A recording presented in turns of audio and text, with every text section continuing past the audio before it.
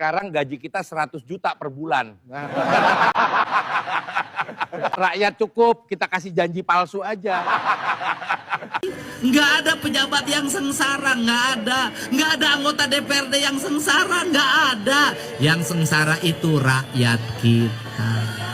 Mudah-mudahan semuanya mencintai rakyat. Kenapa? Kalau kami pejabat sudah cukup, mau nyari apa lagi? Mobil dikasih sama negara, tunjangan dikasih, asuransi dibayarin, makan dibayarin, tinggal sayangnya sama rakyat. Assalamualaikum warahmatullahi wabarakatuh. Oke sahabat-sahabatku semua dimanapun Anda berada, semoga saya selalu dan diberikan rezekinya oleh Allah Subhanahu Wa Taala. Langsung saja kawan, kita akan reaction video di gedung DPR. Merasa gagal mengurus negara, anggota DPR rakyat Indonesia ini ajak mundur berjamaah karena malu sama terdiam. Seperti apa videonya, kita simak bersama-sama. Let's go. Pak Dedi, silakan. Ya, terima kasih kawan-kawan. Kita bangga sekali dengan hari ini karena apa? Sekali lagi terbukti apa yang diributkan orang selama ini, bahwa pemilu kita ini di bawah pemerintahan sebelumnya ada pemilu paling brengsek dalam sejarah. Sah. Kenapa saya katakan begitu? 545 daerah pilkada, oke? Total putusan itu menyangkut 310. Bukan berarti di luar 310 nggak ada masalah. 310 itu hampir 60% dari total pilkada kita. Hampir 60%. Gila itu. Saya nggak tahu kita punya hak nggak untuk duduk lagi di ruangan ini semua. Kalau kita punya budaya malu, saya kira wajar kita mundur semua. KPU, Bawaslu, Mendagri, Kapolri, gagal kita ini. DPR juga. Supaya adil. Nggak apa-apa, kalau perlu kita mundur berjamaah, saya siap. Sebagai tanggung jawab kita terhadap bangsa ini loh. Hampir 60% pilkadanya bermasalah. Berarti yang tidak dipersoalkan itu hanya 235 daerah. Bukan berarti tidak ada masalah. Dari 235, 37 itu kota kosong. Berarti hanya 198 daerah. 198 daerah itu bukan tidak bermasalah. Either pelanggarannya terlalu masif sehingga tidak bisa dibuktikan, atau orang udah capek. Sekarang rakyat disuruh bayar lagi 1 triliun. Buat kelalaian kita semua. Yang bener aja kita ini, tanggung jawab kita di mana? Masalah SKCK, ijazah, administrasi yang tanggung jawab siapa? KPU dong, mundur. Pecat semua di daerah itu, Pak DKPP. Putusan MK jelas, semuanya habis. Kamu nggak ada yang tanggung jawab. Yang jaga republik ini siapa? Masa iya urusan remeh-temeh begini, ijazah palsu, masa jabatan, kayak keledai kita. Berulang-ulang masuk lubang yang sama. Ini soal kualitas. Secara administratif aja kita gagal. Gimana secara substantif? Ini keterlaluan kalau menurut saya. Hampir 60% pilkada bermasalah. Kepala daerah suruh tarung lagi. Dari mana uangnya? Minjem, jual, gadai. Besok-besok korupsi semua Bapak Ibu. Yang salah siapa? Karena kita tidak melaksanakan tanggung jawab kita. Nanti kita teriak, kepala daerah koruptor. Muaranya di sini. Ketidakmampuan kita menjaga pemilu yang jurdil, bikin pelanggaran di mana-mana. Dan kita harus bayar itu semua. Enak banget.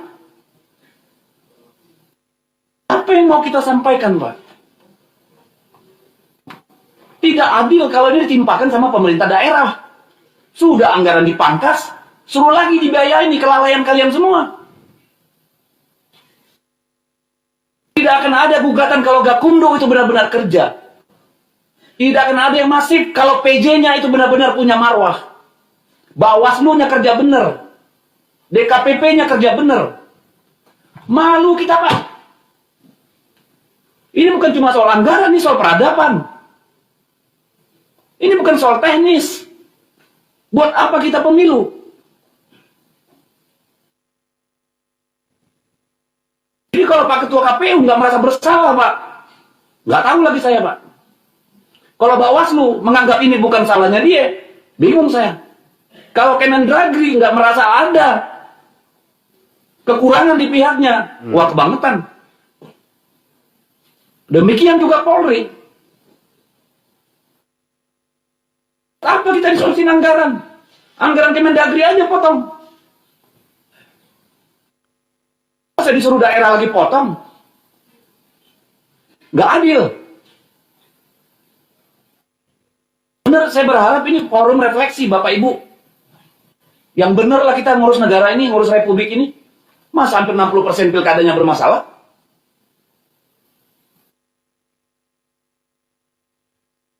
Kapan kita mau jujur, Pak? Saya tanya ini Pak Bawaslu, KPU, dan Pak Kementerian Dalam Negeri. Ini yang mau kita wariskan, Pak. Dan ini akan direplikasi pada pemilu-pemilu berikutnya, Pak. Ujungnya apa? Hutan habis, tambang habis. Semua dihabiskan untuk membiayai pemilu, Pak. Apa nggak melihat efek dominonya kita ini? Saya minta tolong, saya keras karena apa? Ini soal bangsa ini. Bukan soal teknis kurangnya anggaran, Bapak Ibu. Siapa yang jamin PSU pertama nanti tidak ada PSU kedua? Kita pernah ngalami sampai 3 kali PSU di Maluku Utara. Siapa yang bisa jamin? Akhirnya kepala daerah yang terpilih pun nggak legitimate. Yang milih nanti 20%, 30%. Cari uang lagi mereka untuk money politik. Untuk sembako. Garbage in, garbage out. Sampah masuk, sampah keluar. Kalau mau kita mundur bareng-bareng, ayo mundur. Tanggung jawab sama negara ini. Kayak mana kita ini? Saya nggak merasa punya martabat dari DPR kayak begini hasil pemilunya, Pak. Jujur aja, Pak. Ibu, saya nggak punya kemampuan untuk menerima ini. Begini yang kita hasilkan. Kita semua bagian dari persoalan. Bukan cuma soal jabatan. Tanggung jawab kita pada anak-anak kita, Bapak Ibu. Masih ada nggak itu di dada kita? Masih ada nggak sih? Yang begini ini mau kita wariskan. Ini anggota DPR nih semua ini babak belur, Pak. Berdarah-darah, Pak. Kemarin pemilu berikutnya. Apa yang berani bertarung di DPR, Pak?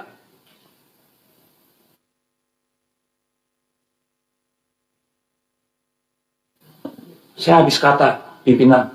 Ini menyedihkan. Kalau kita tidak melakukan koreksi pimpinan, besok-besok jadi anggota dewan itu perlu 50-100 miliar pimpinan.